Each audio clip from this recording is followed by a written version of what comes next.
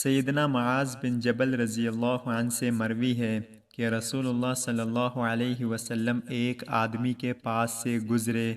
وہ نماز میں تھا اور اپنی دعا میں یہ الفاظ کہہ رہا تھا: اے اللہ، بے شک میں تجھ سے صبر کا سوال کرتا ہوں۔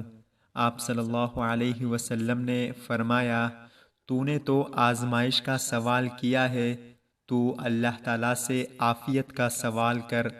پھر آپ صلی اللہ علیہ وسلم ایک اور آدمی کے پاس سے گزرے۔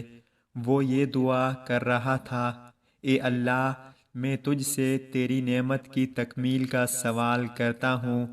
آپ صلی اللہ علیہ وسلم نے فرمایا: ابن آدم، کیا تو جانتا ہے کہ نعمت کی تکمیل ہے کیا؟ اس نے کہا: اے اللہ کے رسول، میں نے تو صرف خیر کی امید رکھتے ہوئے یہ دعا کی ہے۔ آپ صلی اللہ علیہ وسلم نے فرمایا: بے شک جہنم سے آزادی اور جنت کا داخلہ نعمت کی تکمیل ہے۔ پھر آپ صلی اللہ علیہ وسلم ایک اور آدمی کے پاس آئے اور وہ یہ الفاظ کہہ رہا تھا: یا ذوالجلال والاکرام۔ آپ صلی اللہ علیہ وسلم نے فرمایا: تحقیق تیری دعا قبول کی جا چکی ہے، پس تو سوال کر۔ سیدنا ابو ذر رضی اللہ عنہ سے مروی ہے کہ رسول اللہ صلی اللہ علیہ وسلم نے فرمایا کہ اللہ تعالیٰ فرماتے ہیں: اے میرے بندو، تم سارے گنہگار ہو، مگر جس کو میں عافیت دے دوں، لہٰذا مجھ سے بخشش طلب کیا کرو، میں تمہیں معاف کر دیا کروں گا۔ اور جس نے یہ جان لیا کہ میں یعنی اللہ بخشنے کی قدرت رکھتا ہوں، پھر اس نے مجھ سے میری قدرت کی وجہ سے بخشش کی طلب کی، تو میں اسے بخش دوں گا اور اس سلسلے میں کوئی پرواہ نہیں کروں گا۔ تم سارے گمراہ ہو، مگر جس کو میں ہدایت دے دوں، پس مجھ سے ہدایت طلب کرو، میں تم کو ہدایت دوں گا۔ تم سارے کے سارے فقیر ہو، مگر جس کو میں غنی کر دوں، پس مجھ سے سوال کیا کرو، میں تم کو غنی کر دوں گا۔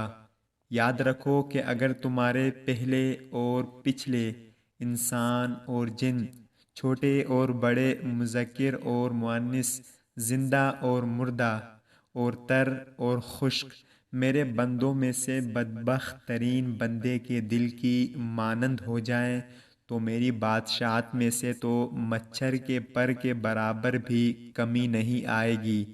اور اگر یہی مخلوق میرے بندوں میں سے سب سے بڑے متقی کے دل کی مانند نیک ہو جائیں، تو میری بادشاہت میں مچھر کے پر کے برابر اضافہ بھی نہیں ہوگا۔ اور اگر تمہارے پہلے اور پچھلے انسان اور جن، چھوٹے اور بڑے، مذکر اور مؤنث، زندہ اور مردہ، اور تر اور خشک جمع ہو جائیں اور ہر سائل مجھ سے سوال کرے جہاں تک اس کی خواہش کا تقاضا ہو، اور میں سائل کو اس کے مطالبے کے مطابق دے دوں، تو اس سے مجھ میں کوئی کمی واقع نہیں ہوگی۔ اس مثال سے سمجھ لیں کہ ایک آدمی سمندر کے کنارے سے گزرے اور اس میں سے سوئی ڈبو کر واپس لائے اور دیکھے کہ اس میں کتنا پانی لگا ہوا ہے اور اس سے سمندر میں کیا کمی ہے۔ اسی طرح میری بادشاہت میں کوئی کمی واقع نہیں ہوتی۔ اس کی وجہ یہ ہے، میں انتہائی سخی ہوں، بزرگی والا ہوں، بے نیاز ہوں، میرا دینا کلام ہے، میرا عذاب کلام ہے۔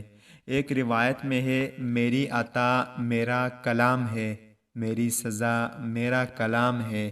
جب میں کسی چیز کا ارادہ کرتا ہوں تو اسے صرف اتنا کہتا ہوں کہ ہو جا، پس ہو جاتی ہے۔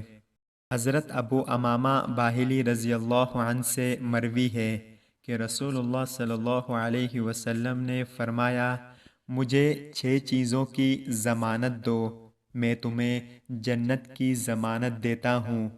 جب تم میں سے کوئی شخص بات کرے تو جھوٹ نہ بولے، اور جب اس کے پاس امانت رکھی جائے تو خیانت نہ کرے، اور جب وعدہ کرے تو وعدہ خلافی نہ کرے، اپنی نگاہیں نیچے رکھو، اپنے ہاتھ روکے رکھو اور اپنی شرمگاہوں کی حفاظت کرو۔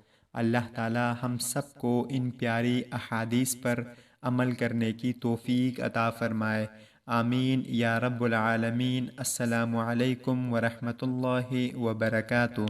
آپ سب دوستوں کا بہت شکریہ۔